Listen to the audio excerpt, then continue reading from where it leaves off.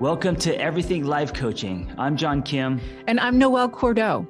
We are the founders of Lumia. And we're super passionate about all things coaching, and we want to share what we've learned from over a decade of coaching and training thousands of life coaches.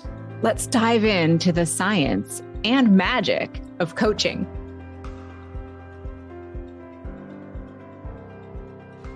On today's episode, Not Your Mama's Life Coach, we're going to talk about niches that smash the status quo.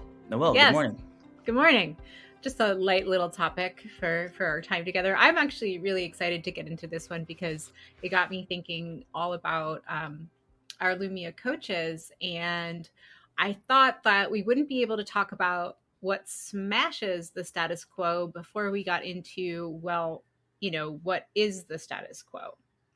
First, can I just say real quick, our mamas, or maybe my mama, didn't have a life coach or a therapist, and I wonder how different she would have been when I was growing up if both my parents had life coaches. Yeah. Mom, if you're listening, go to therapy. Yeah. Therapy for my mother. If you know my mother, send her to therapy. It'll be great. I agree. I totally agree. Yeah. I think that that's a beautiful way to kind of like frame this conversation. Mm-hmm. Is a really good friend of mine. It was before my first marriage, and I was having a hard time with my folks. And one of my friend's moms sat with me at her kitchen table and said, every generation reaches their limitation. Mm-hmm. And the things that you like about yourself, your parents gave you, and they did the best they could. Right. And that always stuck with me as foundational. I also don't know. I know we're all like, if our parents were different, or if they had emotional intelligence or tools, and then who would I be? I don't know. Would we be that different? I mean, I don't know. I don't know if it is, if it would be a significant jump. I think more of my change came from my own life and all the struggles and that what I had to go through, which have nothing to do with my parents. I think they would have set me up better, and I think there would have been some difference, of course, with my relationship with self. I think I would believe in myself more, but I don't know if it would be this drastic. Like, I would be a completely different person. My life would be different had my parents had tools. Yeah. And the older I get, the more I'm realizing that I'm still the 8-year-old version of me, Yeah. just with a little bit different lens. You just pay taxes now. That's all. I pay taxes. Well, sometimes Yeah. I pay taxes. I pay taxes. No, but speaking of my 8-year-old self, I was a kid that I distinctly remember. Sports were very confusing and sad and scary and traumatizing for me. And I remember playing Little League and doing ballet in the outfield and got in trouble because that's obviously not what I was supposed to be doing. But the part of me that kind of looked at the world and was like, this is weird. I think I want to do something else. Yeah. Was always present since I was a little kid. That visual is so powerful. You in the outfield, and I see you dressed up, in a baseball uniform, but you're doing ballet. Totally. There's so much that says about you. I mean, I think it's sweet and fun, but also kind of sad, that happening. Well, I mean, it's and I think that that's characteristic of who I am today. Mm-hmm. I do ballet in the outfield all the Yeah. time, and Yeah. I think one of the things that I'm the most grateful for in my life is whether it was my parents or my upbringing, people who were in my life, that over the years I developed an ability to look at all of the shoulds that society puts on us and say, I have questions about all of these shoulds. And as I work with clients and I work with training coaches, one of the things that I observe is that all of the ways that we think we're supposed to be carry such heavy shame that they keep people stuck from exploring things in life that they really want to do. And such a huge part of coaching is helping people overcome those barriers. What were some things or ideas that you had about the world and how you were supposed to be that kept you stuck? I think just growing up in a Korean American household, it was about academics, and Mhm. maybe with you being on the East Coast, I think East Coast academia is more valued, or more Mm. definitely more so than LA. LA, it's like because I know, because Vanessa's from New York, my partner, and everyone, it's all, what school did you go to? And, like Yeah. Boston and all the Ivy League schools and the PhDs and all that. That seems to be a big deal there. Here, it's like, it was never that big of a deal. But being Korean, as a young kid, it was always my dad throwing books at me. You have to get straight A's. That's how you're going to succeed. Be Wow. a doctor or a lawyer. That was drilled into my Sure. head. Yeah. So, Yeah. uh, I think school East Coast, yeah, for sure. It's a little bit more like that. But I grew up in like a tiny beach town hmm where some people, we're very focused on academics and where you went to college, yes, but other folks, like my neighbors down the street ran a photography studio, or people mm, were fishermen or worked at the hmm bar, and so I kind of saw a different slice of life. But that was something, especially in my younger years, was getting good grades was something. hmm And I'm a smart person, but I wasn't really great at traditional learning in a lot of ways. It was either like straight A's or F's, and I know I mm. baffled my parents, and for a really long time I didn't think I was smart. Wait, Um, based on when would you get the A's, when would you get the F's? Based on what you learned, and how interested you were in that, or no? or just what my brain was able to do. No. So like I flip letters and words around. That's how my brain works. And so I, as an adult, know that I taught myself, once I understood what words meant, I was able to put them in the right order and read. But Well, you mean like, because I'm dyslexic. You mean like yeah, that? Okay. Yeah. yeah, Yeah. Yeah. I was never formally diagnosed, but Yeah. like that's how my brain works, right? Yeah. Me too. Um, and so yeah, so it was really, so spelling. Like I was a great reader, but I couldn't spell, and Me I've too. never been able to figure out algebra Yeah. or geometry, No. like shapes and letters and how does this all work? Yeah. No clue. Yeah. Like, and it wasn't for a lack of wanting, but that was an idea that I had of myself. Oh, I'm not smart because I hmm couldn't do these things, hmm that set me up with this thing that I eventually had to overcome, as an adult. mm Um, for me, I think, as growing up in a beach town, my family of origin, how I looked was very, very much a priority. That was one of the rules that was handed down, was like being thin hmm was hmm huge, and Sure. being conventionally attractive Wait, was. even in the little beach town, was Mhm. that was a lot of people focused on that. That was pressure that came with that area. Absolutely. Oh, And I I didn't know mean, that. it came from my family. Right. My mom's family, Italian, Mm, and I mean, I remember that being, part of the narrative. I remember one of my aunts saying to me that my grandma used to restrict food because because she wanted thin daughters. And mm, so it was just something that was like very part of the narrative growing up. And so that's something that really showed up for me. Heteronormativity. Like I've been blown away. In 2023, I remember seeing a news headline that a young woman wasn't allowed into her prom because she wanted to wear a pantsuit, and I was mm. like, are we really still stuck on like dresses? Right, right. Like, and just even thinking about like life markers, like school dances, you Yeah. know, proms, like your first coupling. Like for me, that was all very heteronormative. One of And the things for me was not being white. mm, That was huge. And not only not being white, it would have been easier if we were in an Asian community, but we lived in a place where it was all just Caucasian, and so being the only Asian family on the entire block, yeah, I didn't want. I was embarrassed of being Korean. I was embarrassed of what we ate. I was embarrassed of everything, and so I desperately wanted to be white, wow. so bad to fit in. I remember that as a kid, and of course that faded. And I love that now. It's a lot less like that. But in the '80s, it was very like that.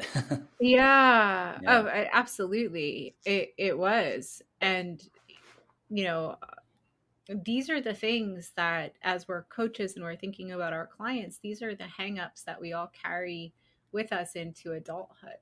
Right. Another one for me was, get married.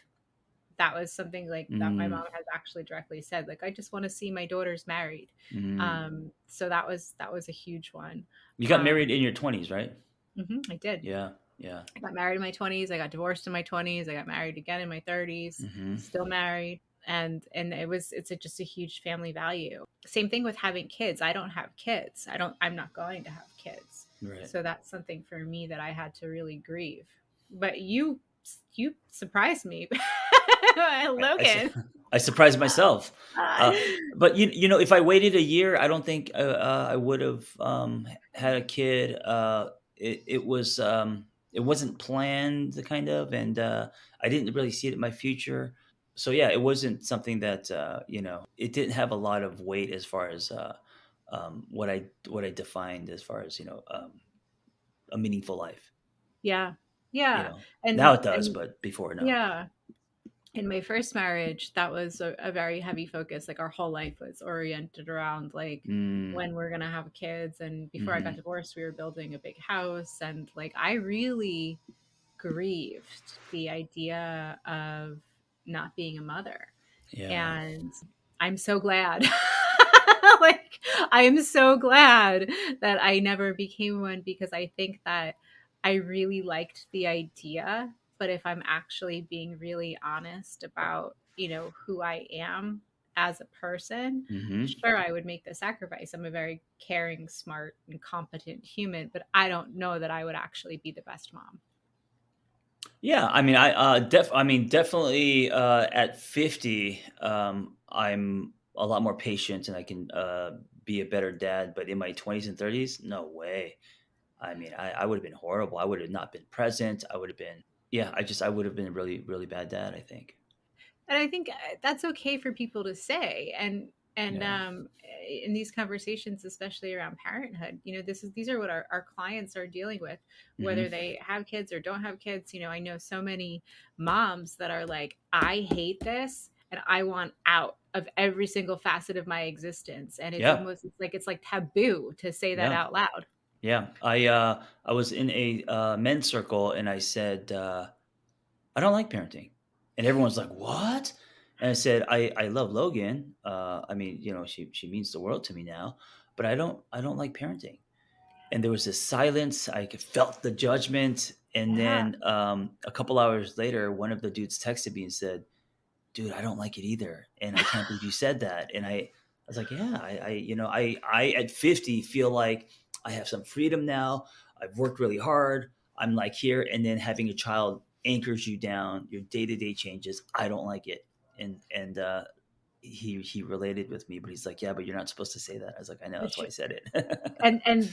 That's the point. That's the exact inflection point, is like, what's Yeah. the stuff we're not supposed to say out loud? I took an intake call with a client that I didn't end up working with, but this person wanted to make a career change. And what was holding this person back was what their mother, father, siblings would think Mm, of right. abandoning, a stable career path. Yeah. And I think everybody I know who's ever become a life coach has gone through that, where everybody's like, "What are you doing?" And Yeah. it's like, no, it's Yeah. actually a very fulfilling career. Speaking of mothers, I've had 6 motorcycles, and my parents have always been against motorcycles, like many are, and I get it, they can be dangerous. And so even now, she said, "I'll give you 10 grand if you sell your motorcycle." And I said, "No, no."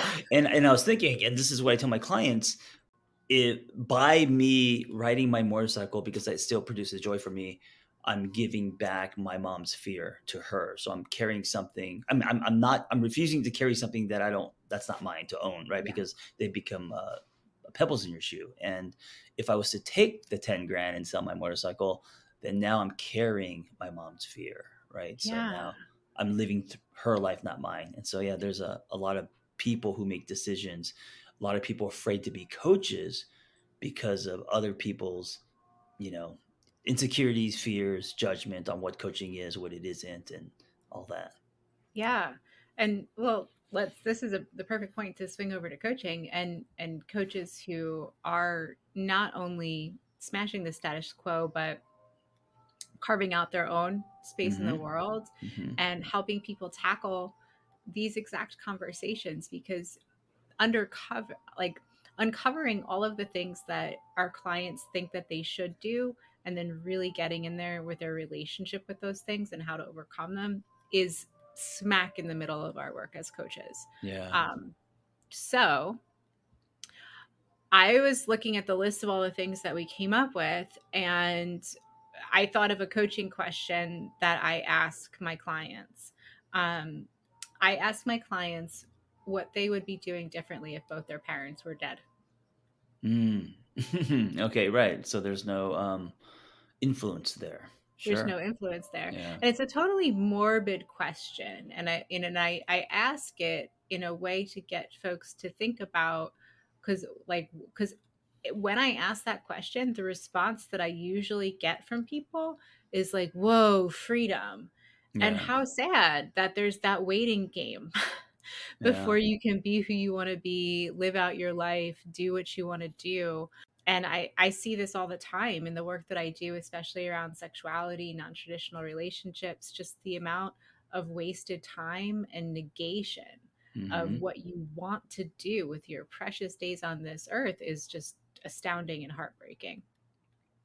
Yeah, that is a really interesting question. I haven't heard that before. But it's not just parents, but yeah, anyone that has, pull over your decisions. It could be Yeah. friends, but yeah, if they're not in your life, they're not around. Um, how would that change you? What decisions would you make? Yeah. What decisions would you make? Yeah. It's a powerful question. So Mhm. let's dive into the coaches that we see in the world who are actually out there working with folks who are doing things differently. The first thing that came to mind for me is folks who are neurodivergent coaches Mhm. because our brains are so intense. And for folks who are neurodivergent or have a different way of seeing and existing in the world is like Yeah. literally not built for you. Yeah. And so coaches working in this space, this is like huge business. It's really booming right now. And I see it taking place in two places, both like working with clients. So like somebody who is an ADHD coach will work with Mhm. somebody who has ADHD to help them understand the world, how to exist in it, how to move through it. And I'm also seeing it in corporations where corporations are hiring Mhm. coaches to come in and work with managers on how to set up inclusive environments for people who are neurodiverse because the value of a workforce with diverse brains is understood. And that's really cool to see. What about the educational piece? Meaning, what is that? How do you know if you are? What are the stereotypes and all of that stuff?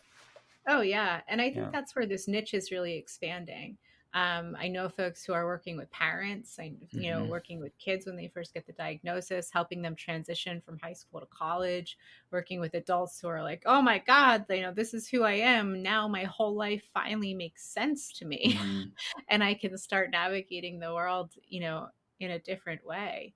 Um, yeah, and I think the navigating the world in a different way is kind of at the center of all of this work. I've seen a huge boom in body acceptance coaches. Have you seen Right. that Right. in your travels? Yeah, I think body acceptance, I mean, it's not a new thing, but I think, um you know what? Actually, that, yes, I've seen, but you know what's emerging now is being self-partnered, Mm, because yeah. and I'm saying this because my whole Single on Purpose book, uh, the idea that you have to be with someone to have value, or like you Yes. said, marriage, kids, picket fence, Yeah. all that is fading, and now people are, more okay, being single and finding joy in not partnership, but in other things in life. Miley Cyrus has that song, "I Could Buy My Own Flowers." I don't know what it's called, but it's become like huge, and so it's all about connecting to self more than holding on to someone's leg or Absolutely. getting the Yeah, ring. 100%. And the demographics of our country show it. I think um 21% of folks out there are single on purpose. And Hmm. so the Hmm. way that I heard about this really recently, this week, yesterday, in fact, was a conversation looking at coaching within organizations talking about benefits. And Mm, somebody was saying, hey, we're not accounting for this whole population of people that experiences life markers differently from an employee benefits perspective. And so mm, catering to this specific population, you're right, is a huge area that's like totally growing. I see body acceptance a lot in the work that we do, or that I do with colonized mind, which is like really hmm. looking at like, well, what did the world say you were supposed to be, and how do you overcome it? And I think that really ties into the idea of being solo, of like I get to Mm, determine what my worth is in every single direction, and I don't yeah. need to be under the weight of standards to tell me at what point I will be acceptable, right? It's sad that this is fairly new I because know. it makes me think of the world that our parents grew up in and all of the pressures and um, yeah, this was their living in the ant farm. Yeah, Yeah. yeah. So shouting out Lumia coaches, Joe Portia. She's doing Hmm. really great work Hmm. in female sexuality and empowerment. She looks at at your relational life, your relational freedom, your body. Hmm. Um, and then there's another boom happening. We've talked about this a lot recently with friendship coaches, Mm, and and there's a legit epidemic of loneliness in our society. So where the status quo is like, oh no, put all your eggs in the basket of being partnered, friendship coaching is looking at and saying, well, hey, what does it take to help people build a whole community out there? mm, hmm. um, have you ever had people wanting friendships come up? I mean, I imagine this is taking place with a lot of your single work, You of mean people wanting like what? more friendships, more community, the like Oh, really yeah. looking Yeah, for yeah, relation. yeah. Yeah. So instead of, swiping and just, being desperate to find, quote unquote, their one, instead putting that energy into community, into friendships, into themselves, taking themselves out to, massages, dates, retreats, all of that stuff. I mean, that's the way to do it. What's the alternative? Just I know. desperately look for someone and pause your eyes? Well, and I think a lot of people do that, honestly. No, And they do. so, The most people do. like that is legit the alternative. And the coaches that are out there doing this work are waving the flag for people, saying like, you don't have to live this way. Yeah. Um, Denise Waters is one of our coaches. She has a Mm, practice that's focused on connection coaching. mhm, And then another one of our coaches, Wilderness Dawn, does this work through a really unique lens, which I like. It's through the work of nonviolent communication, which is helping mm. people learn how to speak up, learn how to listen, and learn how to set boundaries is like really foundational for engaging with people in a way that truly serves, you. I wish my name was Wilderness. What a cool name. I've never Isn't that heard a cool anyone. name? Oh my gosh, Wilderness? That's so awesome. Anyway, Baby number two, John. There you no, go. no, no. One and done. I've already cut things. It's over. It's good. we I'm we safe. are on cue today because next up is sexuality coaching. So this is a huge space. So whether we're talking This is about exploding for sure. kids, Yeah, pregnancy, having them, not having them, yeah. figuring out, some people like honestly figuring out how to have sex as an adult, learning about sex, different communities that you could be a part of, different, like it could be Non-monogamy. That's non-monogamy, it's kink. become huge. Yeah. It can be super overwhelming. I mean, non-monogamy powers a lot of my own practice, and the thing is not the thing. It's like folks come in for like, I want to explore this, and we end up working on obviously like their whole life. But that's a Yeah. huge Yeah. part of it. Is Yeah. when, in my experience with clients, when people really want to live a certain way and they feel like the pressures of society are saying like, if you do that, you're going to be shamed, Mm, the weight of that causes such cognitive dissonance. It causes Mhm. such stuckness. It causes such pain. And the reason that I do the work that I do is because to me, that's somebody wasting their time. And I don't want that for anyone. That's all we have Yeah. is our time. So we have a lot of coaches who do this work. Maria Two Straps, she works with you Yes. on I was gonna something. just shout I was gonna say, speaking of, a shout out to coaches. Yeah, she's been doing it, and, she's very potent, and, not only is she, coaching, but her whole the way that she lives her life and the things that she does outside of work is also all related. So she's very thorough in her exploration of all of that, educating herself and everything. Absolutely. Yeah. And she is a really robust practice Hmm. in kink, helping people with like Right. beginner's kink of like, you want to Right. explore this world. What's it like? Come on in. Rena. Rena, Yeah. yep, she does sexual empowerment for Hmm. women. Libby Sinback Mm, is non-monogamy. She's awesome. Her podcast is phenomenal. And Justin Citron, one of the instructors of our mm, program, he focuses on a really specific area of sexuality of puppies, being a pup, and has created this beautiful community for men to come in and be a part of and have game nights and have coaching and mm. explore, Yeah. a really specific facet of the world.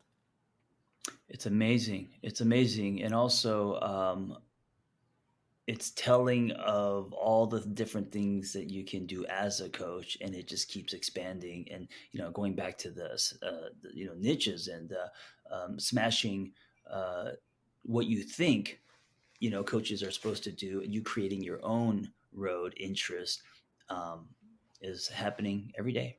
And it doesn't have to be like niche based like kink or non-monogamy. Like Paul Chamberlain works with shame, like just like Hmm. straight Right. up, Yeah. shame. And I think I see folks doing this in the space of career coaching as well, because Hmm. outside of your personal life, your sexuality for adults, this is one of the big areas where folks have, a ton of challenge. And something that I love seeing is when people get really, really, really specific with it. There's two people I'm thinking of. Kat Simmons is one of our Mm. coaches. Hmm. She's in the UK, and she is really specifically a career transition coach for nonprofit and humanitarian workers Wow. to make career shifts without overwhelm. And I was like, that is so brilliant, because anyone who fits that description is going to recognize themselves Yeah. in what she's doing. And then Jim's Jim's practice is Zen laundry coaching, and he is Mm. coaching for leaders who are experiencing spiritual crisis. Oh, I love that. I Right? love the term Zen laundry. That's Me really interesting. too. Yeah. Just to wash it all out, and Yeah. then that takes us into like all the stuff that nobody wants to talk about, like drugs, Mhm. psychedelics, finances, organization, down through like creativity. One of our coaches, Lee McGraw Levitt, does creativity coaching, and Sharon Calderon does play coaching for adults, Mm. which I love. Yeah. We all need more play for sure. We do. We do. Well, this was a fun conversation. What are you going to do today to smash the status quo in your own life? I'm going to, I have a workbook coming out, and so I've been busy doing Cool. something different. So I'm, speaking of coaches and catalysts, I'm, giving kits. My publisher are mailing out kits to people who want to run their own little home churches and coffee shops and stuff, all about Cool. singlehood. So I'm just, again, playing with my Legos, trying to promote in a different way. And this one's going to be more like, hitting the street marketing. I love that. Yeah. I've been thinking a lot about the work that I do in my own coaching practice, because I only work with like four people, right? Hmm. So, Hmm. but I think that a lot of people could benefit from the methodology that I use Mm. in overcoming these exact things like sex, Yeah. drugs, what your parents think, career. And so I wanted to put together kind of like a workbook, but just like a workbook, a Yeah. primer for folks. So Yeah. that's Yeah. something I'm playing around with too. I love it. As we end, I want to remind you, whether you're a coach or not, use your own life as the experiment, and if you think, okay, I'm just going to get information out of this, like what I'm doing is also terrifying, right? Giving kids to random people all over the world to run their own little thing. But the reason I do it is because after I'm done, instead of seeing it as a success or failure, I'm going to learn so much. There's going to be so much data from it that that's going to help other authors, and I could share that. And so then you kind of get out of your own way and your own fears. So that's one way to kind of lean into something that may scare you. I love that. I'm going to use that. What can I learn about spreading radical thought in the world? Yeah, absolutely. What can you learn?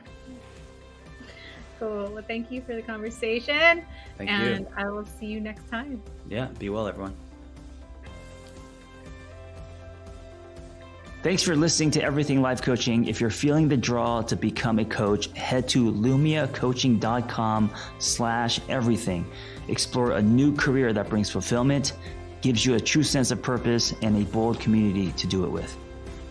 Lumia is ready to equip you with the tools, training, and community you will need to reach your goals. If you're ready to build a unique coaching business on your own terms while making an impact on the world at large, Lumia is the next bold step in your coaching journey. That's lumiacoaching.com/everything.